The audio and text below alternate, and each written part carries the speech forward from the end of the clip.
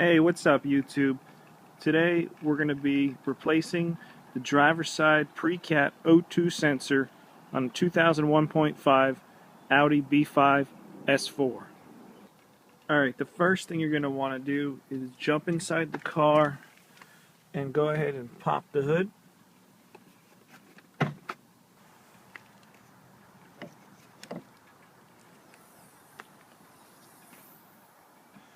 Alright, as you'll see, I have already removed the engine covers. There's 3 of them, and you can do that with a Phillips screwdriver. So since we're replacing the driver's side O2 sensor, which is located underneath this coolant tank here, the first thing you're going to want to do is take a Phillips head screwdriver and remove these screws here, and then we're going to place the coolant overflow tank to the side. Alright, so now let's take these 3 screws off the coolant overflow tank.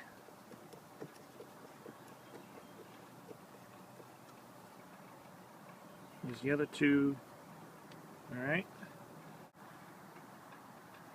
Okay, under the reservoir tank here you've got a sensor. I don't know if you can see that there.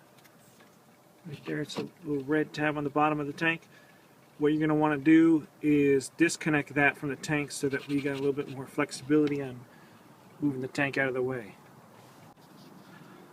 Alright, now the best way to remove the sensor is to just push down on this tab right there and then push away.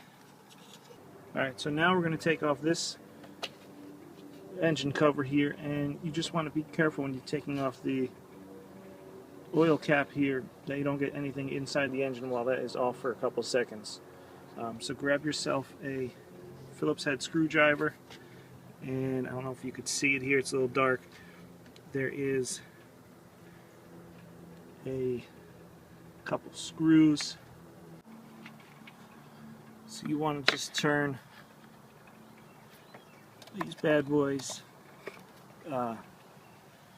90 degrees, which will loosen them up. There you go, they'll just pop out like that one just did, spring loaded. Let's take a look at this one. This one I already turned 90, so that should wiggle out.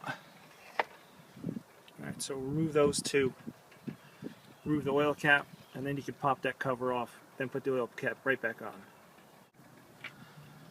Alright, I'm going to try to focus in on here for you so you can actually see where this O2 sensor is located.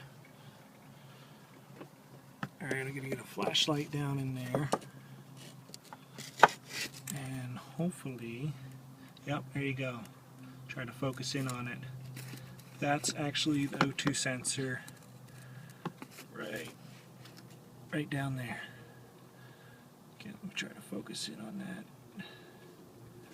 So that's what we're going to be removing. Now, it's going to be a little bit of a pain in the butt to get down there and remove it, but if you have the right tools, it makes it a little bit of an easier job. Definitely helps to have the right tools, and this is an oxygen sensor wrench set that I got off of Amazon. And as you can see, there's a bunch of different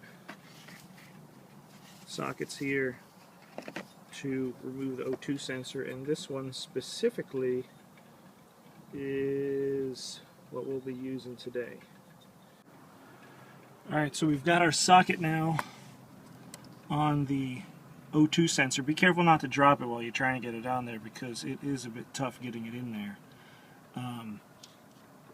If you have little lady hands, it helps. If you got little fat meaty hands like myself, it makes it a bit of a task to get it in there, but that's what it looks like with the socket on the O2 sensor.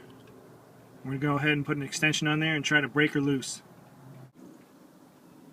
Alright, so we've got ourselves a little bit of a jerry-rigged extension. I've got a 1/2 inch to 3/8 and then back to 1/2 inch again, all the way down to the O2 sensor. So you can see this is a pretty long extension.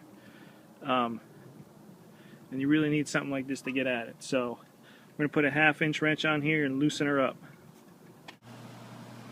Alright YouTube, here's a little secret. The guys at the Audi dealership, they're going to be working with something like this. instead of something like that. If you have pneumatic tools, I'd say go ahead and hook it up to your compressor. It'll definitely help to loosen this O2 sensor. I have tried with this 1/2-inch extension setup. I'm just afraid I'm going to snap those extensions, and I'd rather get a pneumatic tool on there if that's going to be the case, because that'll help maybe shake it loose. Pneumatic tool coming up. Alright, so after a bunch of PB Blaster, using some air tools, and a different O2 sensor removal socket, right now I'm about to disconnect the O2 sensor, and you want to just unbutton that little button right there, and then this is the O2 sensor right here. So where it connects, we'll be disconnecting this, and then just push on that, and then push on that, and then pull from the bottom, and that'll disconnect it. Alright, so this connector actually has two sides on it that you want to press in, or get a flathead screwdriver in there and just pop it out. Since you won't be using this one again, I actually broke one side, so it doesn't matter if you do that or not. And this is the socket that I used. Definitely, if it's a pain in the ass to get out, use that one instead of the crow's feet attachments, because these guys right here, they just slip off. Here's the other one. So just go for the straight socket. I got a 3/8 inch extension in there, and as you can see, it's pretty long. Alright, before we start putting it back together, I want to make a couple notes. One, to disconnect this right here, it was actually easier to pull it off the mount to get access at the clip from behind, because it's got two clips here, one there, one there. Okay. Also, I went ahead, and you're probably not going to be able to see it, but there we go. I went ahead and loosened up the exhaust shield here. There's another screw on the other side, way down in there. Don't know if you're going to be able to see that. But there's one on that side too. There's one over here. Hit them with some PB Blaster before you remove them, if you have to, if you need the room to get at it. They're pretty rusty since they've been on there a while, and they're on the exhaust. When you put them back, hit them with some anti-seize. Alright, so we're getting ready to reinstall the O2 sensor. This specific O2 sensor came with anti-seize already on it. And if yours doesn't, you can pick some up at Home Depot, local hardware store, AutoZone, whatever. And just put a little bit on your threads. And so if you ever have to remove and reinstall a new one, it'll be a lot easier to go ahead and do that. Alright,